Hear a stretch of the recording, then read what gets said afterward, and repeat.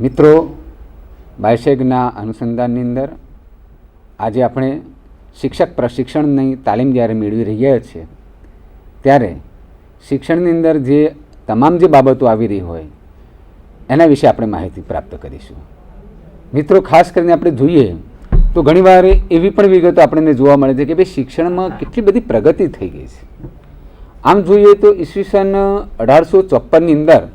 શિક્ષણની અંદર અનેક પરિવર્તનો આવ્યા હતા અને એની અંદર વૂળના ખરીતાની અંદર પણ અનેક બાબતો મૂકવામાં આવેલી. હવે શિક્ષણની અંદર આપણે ઘણી બધી બાબતોમાં ધ્યાનમાં રાખી અને શિક્ષણની અંદર અનેક ભલામણો પણ કરવામાં આવી હતી. ખાસ કરીને આપણે જોઈએ તો શિક્ષણ ક્ષેત્રે 1854ના વૂળના ખરીતાની અંદર શિક્ષણમાં સંખ્યાત્મક અને ગુણાત્મક જે બાબતો જે છે એ બાબતોને ધ્યાનમાં રાખી અને અનેક ભલામણો પણ કરવામાં આવી હતી. જેના અનુસંધાનની અંદર પ્રત્યેક પ્રાંત એટલે કે રાજ્ય જે છે એ રાજ્યની અંદર અનેક જનશિક્ષણ વિભાગો પણ એ સમયગાળામાં શરૂ કરવામાં આવ્યા હતા. એની પાછળનો મુખ્ય આશય એ હતો કે પ્રત્યેક રાજ્યની અંદર પ્રત્યેક પ્રાંત જે વિસ્તાર જે હતો એ વિસ્તારની અંદર શિક્ષણનું પ્રમાણમાં વધારો થાય, સંખ્યાત્મક વધારો થાય અને ગુણાત્મક બાબતો જે છે ગુણાત્મક બાબતોમાં વધારો થાય અને એ બાબતોને ધ્યાનમાં રાખી અને પ્રાથમિક શિક્ષણથી માંડી અને હાયર એજ્યુકેશન એટલે કે આપણે કહી શકીએ કે ઉચ્ચ શિક્ષણની જે બાબતો જે છે ત્યાં સુધીમાં પરિવર્તન આવે એવી વાત પણ 1854ના વૂળના ખરીતાની અંદર પણ મૂકવામાં આવેલ હતી. આગળ વધીને ખાસ કરીને આપણે જોઈએ તો શિક્ષણની ગુણાત્મક બાબતો જે છે, સંખ્યાત્મક બાબતો જે છે, બાબતોની અંદર પણ ઘણા બધા કમિશનો પણ આપણે ત્યાં અસ્તિત્વમાં આવ્યા અને એ કમિશનોએ પણ શિક્ષણની અંદર સુધારો કરવા માટે, શિક્ષણમાં કંઈક નાવીન્યકરણ લાવવા માટે અનેક ભલામણો પણ એ સમયગાળામાં કરી લીધી. ઈસવીસન 1917ની અંદર લગભગ જોઈએ તો સેડલર કમિશન જે છે જેને આપણે કલકત્તા યુનિવર્સિટી શિક્ષણ પંચ તરીકે આપણે ઓળખીએ છીએ, તો ઈસવીસન 1917-18ની અંદર કલકત્તા યુનિવર્સિટી શિક્ષણ પંચે પણ શિક્ષણની ગુણવત્તા સુધારવા માટે પણ એ અરસાની અંદર ઘણી બધી બાબતો જે છે, ઘણી ભલામણો જે છે એ ભલામણ પણ એ સમયગાળામાં એમણે વ્યક્ત કરી હતી. આગળ વધીને આપણે જોઈએ તો ઈસવીસન 1948ની અંદર ડૉક્ટર રાધાકૃષ્ણન પંચ જે છે એમણે પણ યુનિવર્સિટીના ધ્યાનમાં રાખી, માધ્યમિક શિક્ષણને ધ્યાનમાં રાખી અને પણ અનેક ભલામણો પણ એ સમયગાળામાં પણ વ્યક્ત કરેલી હતી. તો મિત્રો, આ જે વાત મેં તમને કરી ઈસવીસન 1917-18ની અંદર જે સેડલર કમિશન જે આવ્યું, ઈસવીસન 1948-49ની અંદર જે કમિશન આવ્યું અને એ કમિશનોએ માત્ર ને માત્ર શિક્ષણની ગુણાત્મક બાબતો જે છે, સંખ્યાત્મક બાબતો જે છે એની સાથે ઘણા કમિશનો જે છે એ કમિશનોએ માત્ર યુનિવર્સિટી શિક્ષણમાં સુધારો કરવા માટેની રજૂઆત કરી હતી. આગળ વધીને આપણે જોઈએ તો 1948 પછીની વાત જે હું કરવા માગું છું આપની સમક્ષ, એટલે કે આઝાદી પછીના સમયગાળાની વાત જે છે, તો એ અરસાની અંદર ઈસવીસન 1952-53ની અંદર માધ્યમિક શિક્ષણ પંચ આપણે ત્યાં અસ્તિત્વમાં આવ્યું. આ માધ્યમિક શિક્ષણ પંચે એ સમયગાળાની અંદર માધ્યમિક શિક્ષણની ગુણવત્તા સુધારવા માટેની અનેક રજૂઆતો કરી હતી અને એણે પણ આ માધ્યમિક શિક્ષણની જે અવદશા થઈ રહી હોય, માધ્યમિક શિક્ષણની અંદર જે કથળી રહેલું જે છે શિક્ષણનું સ્તર, એ સ્તરમાં સુધારો કરવાની વાત પણ માધ્યમિક શિક્ષણ પંચે ઈસવીસન 1952-53ની અંદર પણ વાત કરવામાં આવી. તો એ બાબતોને ધ્યાનમાં રાખીને પણ આપણે ત્યાં પ્રાથમિક શિક્ષણથી માંડી અને હાયર એજ્યુકેશનની જે બાબતો જે છે જેની અંદર માધ્યમિક શિક્ષણનો પણ સમાવેશ થઈ જાય, તો આવી જે બાબતો જે છે બાબતોની અંદર સુધારો કરવાની પણ રજૂઆત એમ મૂકવામાં આવી. અને આ બધી બાબતોને ધ્યાનમાં રાખીને આપણે ત્યાં ઈસવીસન 1961ની અંદર સમગ્ર દેશ કક્ષાની વાત કરીએ તો આપણે કેન્દ્ર કક્ષાની વાત કરીએ તો એક સરકારી એવી શિક્ષણ સંસ્થા અસ્તિત્વમાં આવી જેને આપણે NCERT તરીકે ઓળખીએ છીએ, જેને આપણે રાષ્ટ્રીય શૈક્ષણિક સંશોધન અને તાલીમ પરિષદ એટલે કે national council for educational research and ટ્રેનિંગના નામે ઓળખીએ છીએ. તો આ જે શિક્ષણ સંસ્થા જે છે એ શિક્ષણ સંસ્થા ઈસવીસન 1961માં આપણે ત્યાં અસ્તિત્વમાં આવી હતી. તો આ શિક્ષણ સંસ્થાની સ્થાપના કરવા પાછળનો પણ આશય કંઈક જુદો હતો કે ઈસવીસન 1961ની અંદર પ્રાથમિકથી માંડીને હાયર એજ્યુકેશનની જે વાત જે છે એ બાબતોની અંદર શૈક્ષણિક સંશોધનો કરવા, દાખલા તરીકે પ્રાથમિક શિક્ષણની અંદરનું સંખ્યાત્મક વધારો કરવાની જે વાત મૂકવામાં આવી અને ગુણાત્મક બાબતોની જે આવશ્યકતા જણાય તે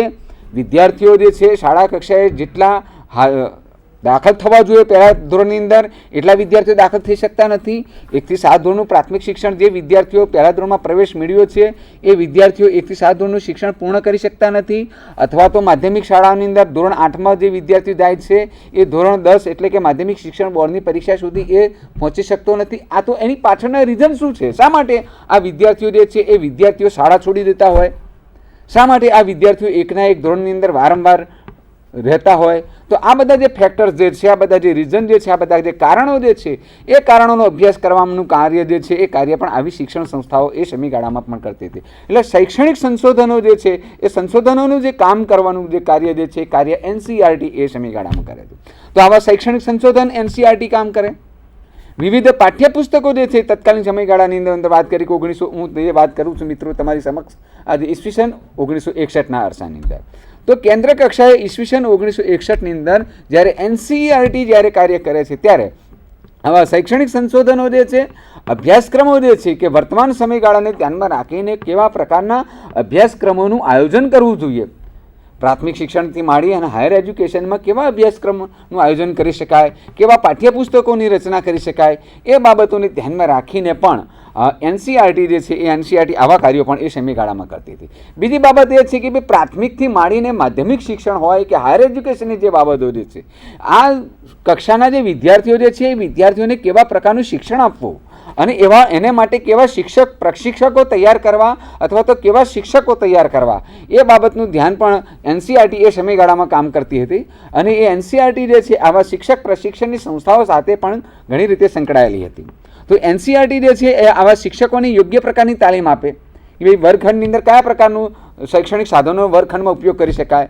નવા જે અભ્યાસક્રમો જે આવ્યા છે, નવા જે પાઠ્યપુસ્તકો જે આવ્યા છે એ પાઠ્યપુસ્તકોનું અમલીકરણ કેવી રીતે કરવું, વર્ગખંડમાં કેવી રીતે એનો વિનિયોગ કરવો, નવા શૈક્ષણિક સાધનો જે છે, દ્રશ્ય સાધનોની વાત કરી શકીએ મિત્રો આપણી સમક્ષ, શ્રાવ્ય સાધનો જે છે અને દ્રશ્ય શ્રાવ્ય સાધનો જે છે. અને આજના સમયગાળાની અંદર આપણે જોઈએ કે ગ્લોબલાઇઝેશનના યુગની અંદર, સાયબર યુગની અંદર ઇન્ટરનેટનો ઉપયોગ કેવી રીતે વર્ગખંડમાં કરી શકાય, કમ્પ્યુટરનો ઉપયોગ આપણે વર્ગખંડમાં કેવી રીતે કરી શકાય, ઓડિયો વિઝ્યુઅલનો ઉપયોગ આપણે કેવી રીતે કરી શકાય, એલસીડી મોનિટરનો ઉપયોગ આપણે કેવી રીતે કરી શકાય. તો આવા જે શૈક્ષણિક જે સાધનો જે છે એ સાધનોનો વર્ગખંડમાં કેવી રીતે ઉપયોગ કરી શકાય, ક્યાં ઉપયોગ કરી શકાય અને કયા એકમના અનુસંધાનમાં કરી શકાય, આ અંગેની તમામ વિગતો જે છે વિગતોને આપવાનું કાર્ય પણ આવા પ્રકારની સંસ્થા કામ કરે છે. એટલે અભ્યાસક્રમની રચનાની બાબત હોય, પાઠ્યપુસ્તકની રચનાની બાબત હોય, શિક્ષકોને કયા પ્રકારની તાલીમ આપવી જે છે એ તાલીમ આપવાની તમામ વિગતો જે છે વિગતો પણ રાજ્ય કક્ષાએ અથવા તો કેન્દ્ર કક્ષાએ આવા પ્રકારની સંસ્થાઓ કામ કરે છે. તો મિત્રો ઈસવીસન 1961ના અરસાની અંદર આપણે ત્યાં એનસીઈઆરટી જે છે એ એનસીઈઆરટી સમગ્ર દેશની શિક્ષણ સંસ્થાઓનું પર ધ્યાન રાખતી આ એક પ્રકારની એક સંસ્થા હતી. અને એ બાબતોને ધ્યાનમાં રાખી એનસીઈઆરટી એ કેન્દ્ર કક્ષાએ જે કામ કરતી હતી આ સંસ્થા જે છે એ સંસ્થાએ ગુજરાતના, ભારતના જે જુદા જુદા રાજ્યો જે છે, એમાં ગુજરાત છે, ઘણા બધા જે રાજ્યો જે છે એ રાજ્યોના લોકોને એક ઉચ્ચ પ્રકારનું શિક્ષણ મળી શકે,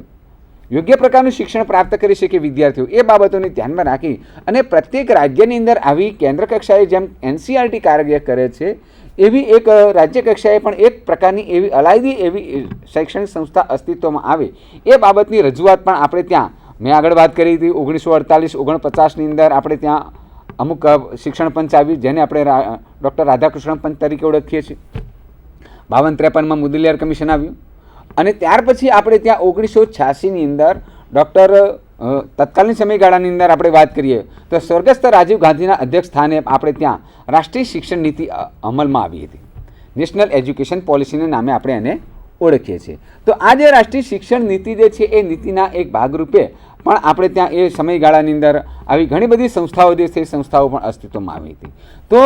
આપણે આગળ વાત કરીએ પ્રમાણે 1964-66ની અંદર પણ આપણે ત્યાં રાષ્ટ્રીય આયોગ જેને કોઠારી કમિશન તરીકે પણ ઓળખીએ છીએ,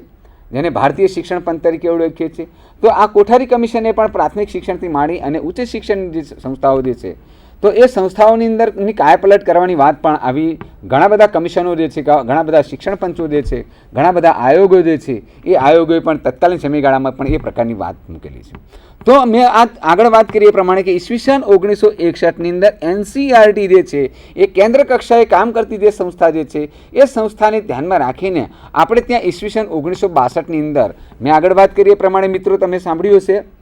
કે પ્રત્યેક રાજ્યની અંદર જુદા જુદા પ્રકારની એવી શૈક્ષણિક સંશોધનો કેન્દ્રો અસ્તિત્વમાં આવ્યા અને એ બાબતોને ધ્યાનમાં રાખી અને આપણે ત્યાં 62ની અંદર રાજ્ય શિક્ષણ ભવન અસ્તિત્વમાં આવ્યા. તો મિત્રો ખાસ કરીને આપણે જોઈએ તો ગુજરાતની અંદર આપણે વાત કરીએ તો ગુજરાતના અંદર જે પ્રકારનું જે શિક્ષણ સંસ્થા અસ્તિત્વમાં આવી હતી તેને આપણે રાજ્ય શિક્ષણ ભવન તરીકે પણ ઓળખીએ છીએ. એને અંગ્રેજીમાં આપણે જો કહી શકીએ તો SCERTના નામે ઓળખીએ છીએ. અને આગળ વધીને આપણે એને એ બાબતોને ધ્યાનમાં રાખીને જો ચર્ચા કરીએ તો ઘણી બધી જે શૈક્ષણિક જે સંસ્થાઓ જે છે સંસ્થાઓનો પણ એમાં ઘણી બધી વિગતો જે છે વિગતોનો પણ સમાવેશ કરીશું. એની ચર્ચા જે છે હું મિત્રો હવે તમારી સમક્ષ રજૂ કરીશ. તો આ રાજ્ય શિક્ષણ ભવન જે છે એ ભવન પણ એ તત્કાલીન સમયગાળાની અંદર અસ્તિત્વમાં આવ્યું અને એનું કાર્ય જે છે એ કાર્ય માત્ર ને માત્ર પ્રાથમિક શિક્ષણની ગુણવત્તા સુધારવા માટે, પ્રાથમિક શિક્ષણનું કલેવર જે છે એ કલેવર બદલાવવા માટે, પ્રાથમિક શિક્ષણની અંદર વિદ્યાર્થીઓ શાળા કક્ષાએ આવતા થાય અને વિદ્યાર્થીઓ ઓછામાં ઓછું પ્રાથમિક શિક્ષણ પ્રાપ્ત કરે. મિત્રો આપણે તમને બધાને ખ્યાલ તો હશે જ કે બંધારણની જ્યારે રચના કરવામાં આવી, બંધારણનું જ્યારે અમલીકરણ કરવામાં આવ્યું ત્યારે બંધારણની અંદર કલમ 45 અન્વયે મફત, ફરજિયાત અને સાર્વત્રિક પ્રાથમિક શિક્ષણ એટલે કે ફ્રી, કમ્પલસરી એન્ડ યુનિવર્સલ એજ્યુકેશનની વાત મૂકવામાં આવેલી હતી. એટલે 1 થી 7 ધોરણનું પ્રાથમિક શિક્ષણ જે છે પ્રાથમિક શિક્ષણ મફત, ફરજિયાત અને સાર્વત્રિક બનાવવું. તો એ બાબતોને ધ્યાનમાં રાખીને પણ રાજ્ય શિક્ષણ ભવન જે છે એ ભવન પ્રાથમિક શિક્ષણની ગુણવત્તા સુધારવા માટે વિદ્યાર્થીઓ શાળા કક્ષાએ આવતા થાય અને એ લોકો એ પ્રકારનું શિક્ષણ પ્રાપ્ત કરી શકે એ બાબતોને ધ્યાનમાં રાખી અને આપણે ત્યાં રાજ્ય શિક્ષણ ભવન જે છે એ ભવન પણ અસ્તિત્વમાં આવ્યું. આ રાજ્ય શિક્ષણ ભવન જે છે એ આપણે ત્યાં ગુજરાતની અંદર અમદાવાદમાં રાયખડમાં એ સમયગાળામાં હતું. તો એનું કાર્યક્ષેત્ર જે છે એ કાર્યક્ષેત્ર પણ પ્રાથમિક શિક્ષણની ગુણવત્તા સુધારવા માટે, પ્રાથમિક શાળાના શિક્ષકોને યોગ્ય પ્રકારની તાલીમ આપી શકાય એ બાબતોને ધ્યાનમાં રાખી અને રાજ્ય શિક્ષણ ભવન આપણે ત્યાં અસ્તિત્વમાં હતું. ખાસ કરીને આપણે જોઈએ તો જેમ રાજ્ય શિક્ષણ ભવન મેં વાત કરી કે ઈસવીસન 1962માં અસ્તિત્વમાં આવ્યું અને એ બાબતોને ધ્યાનમાં રાખી અને 1986ની રાષ્ટ્રીય શિક્ષણ નીતિની અંદર પણ એ વાત મૂકવામાં આવેલી હતી કે પ્રત્યેક પ્રાંત જે છે, પ્રત્યેક રાજ્ય જે છે, સમગ્ર દેશની અંદર પ્રાથમિક શિક્ષણની ગુણવત્તા સુધરે અને હાયર એજ્યુકેશન સુધી વિદ્યાર્થી પહોંચી શકે ઓછામાં ઓછું એ બાબતોને ધ્યાનમાં રાખી અને શિક્ષણની કાયાપલટ કરવા માટેની વાત જે છે, ગુણાત્મક બાબતો જે છે એ બાબતોનું અમલીકરણ થાય અને વિદ્યાર્થીઓ ઓછામાં ઓછું શિક્ષણ પ્રાપ્ત કરતા થાય એ બાબતોને ધ્યાનમાં રાખી અને શિક્ષણની અંદર ઘણા બધા પરિવર્તનો લાવવાની વાત આવા શિક્ષણ ભવનો એ સમયગાળામાં પણ કરતા હતા. તો ખાસ કરીને આપણે જોઈએ, મેં આગળ વાત કરી કે ઈસવીસન 1962ની અંદર રાજ્ય શિક્ષણ ભવન અસ્તિત્વમાં આવ્યું અને ત્યાર પછી આપણે ત્યાં ઈસવીસન 1988ની અંદર એનું નામ બદલવામાં આવ્યું જેને આપણે SCERT તરીકે ઓળખીએ છીએ. જેનું આપણે ગુજરાતની અંદર એનું જો નામ આપણે જો પ્રાપ્ત કરીએ, જો એનું નામથી આપણે વાકેફ થવું હોય તો મિત્રો એને આપણે GCERTના નામે ઓળખીએ છીએ. એટલે ગુજરાત રાજ્ય શૈક્ષણિક સંશોધન અને તાલીમ પરિષદ. મિત્રો આ ગુજરાત રાજ્ય શૈક્ષણિક સંશોધન અને તાલીમ પરિષદનું મુખ્ય કેન્દ્ર જે છે એ કેન્દ્ર ગાંધીનગરમાં સેક્ટર 21માં આવેલું છે. ખાસ કરીને આપણે જોઈએ તો કે ગુજરાત રાજ્ય શૈક્ષણિક સંશોધન અને તાલીમ કેન્દ્ર, મેં આગળ વાત કરી કે રાષ્ટ્રકક્ષાએ NCERT કાર્ય કરે છે, એ પણ શિક્ષણની ગુણાત્મક બાબતોને ધ્યાનમાં રાખીને કામ કરે છે. તો એવી રીતે રાજ્ય કક્ષાએ એટલે કે પ્રત્યેક ભારતના પ્રત્યેક જે રાજ્યો જે છે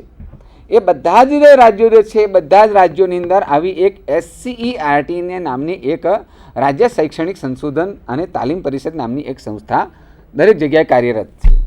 અને ગુજરાતની અંદર આપણે એને ગુજરાત રાજ્ય શૈક્ષણિક સંશોધન અને તાલીમ પરિષદના નામે ઓળખીએ છીએ. તો આ ગુજરાત રાજ્ય શૈક્ષણિક સંશોધન અને તાલીમ પરિષદનું કાર્યક્ષેત્ર શું છે અથવા તો એના મુખ્ય ઉદ્દેશો શું છે એના વિશે વાત કરું તો મિત્રો મેં આગળ વાત કરી ભાઈ NCERT જે છે એ NCERT પણ શિક્ષણની ગુણવત્તા સુધારવા માટેની વાત છે. શિક્ષણની અંદર કયા પ્રશ્નો ઉદ્ભવે છે, કયા પ્રકારના સંશોધનો હાથ ધરી શકાય, એ રીતે GCERTનો પણ મુખ્ય તો ખાસ કરીને બે એના ઉદ્દેશ્ય જે છે, એક તો શૈક્ષણિક સંશોધનો હાથ ધરવા કે પ્રાથમિક શિક્ષણથી માંડી અને હાયર એજ્યુકેશન સુધી જે શિક્ષણની અંદર ઉદ્ભવતા જે પ્રશ્નો જે છે, જે કંઈ સમસ્યાઓ જે છે, શિક્ષણમાં આપણે શું નાવીન્યકરણ કરી શકીએ, શિક્ષણમાં આપણે શું નવું કરી શકીએ, કઈ પદ્ધતિનો વધારે સારો ઉપયોગ કરી શકીએ કે જેથી એનું આઉટપુટ સારું મળી શકે. તો આ બધી બાબતોને ધ્યાનમાં રાખી અને નવા શૈક્ષણિક સંશોધનો હાથ ધરવા અને જે લોકો જે માનો કે પ્રાથમિક શિક્ષણની અંદર મિત્રો જે લોકો શિક્ષકો કામ કરી રહ્યા છે, તમે આજના તાલીમાર્થી મિત્રો છો તો આવતીકાલના તમે ભાવિ શિક્ષકો છો અને ભાવિ શિક્ષક તરીકે પ્રાથમિક શાળામાં, માધ્યમિક શાળામાં, ઉચ્ચ શિક્ષણમાં તમે જ્યારે કામ કરવાનું છે ત્યારે તમારે આ બધી બાબતોનું ખાસ ધ્યાનમાં રાખવાનું છે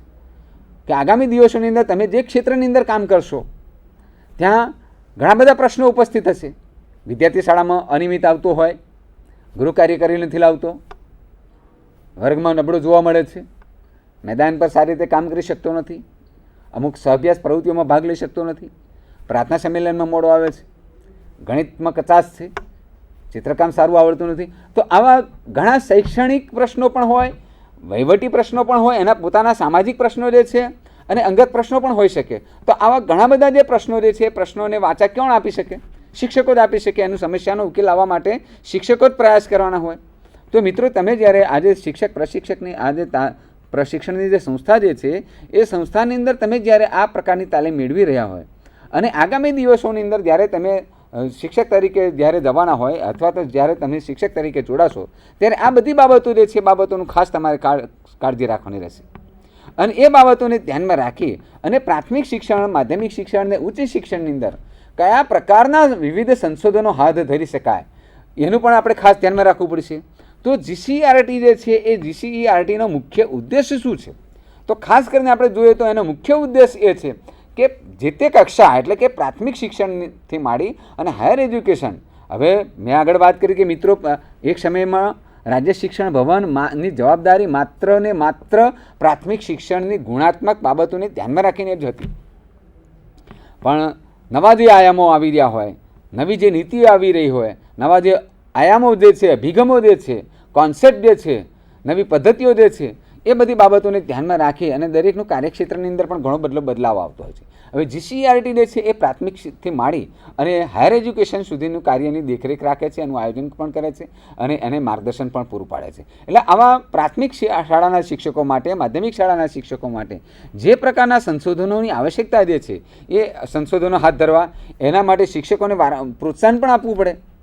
કારણ કે પ્રાથમિક શાળાનો જો કોઈ શિક્ષક કોઈ પણ ક્ષેત્રની અંદર કામ કરવા મિત્રો તૈયાર થતો હોય અને જ્યારે એ કામ કરતો હોય ત્યારે એને મોટિવેટ પણ કરવો પડે.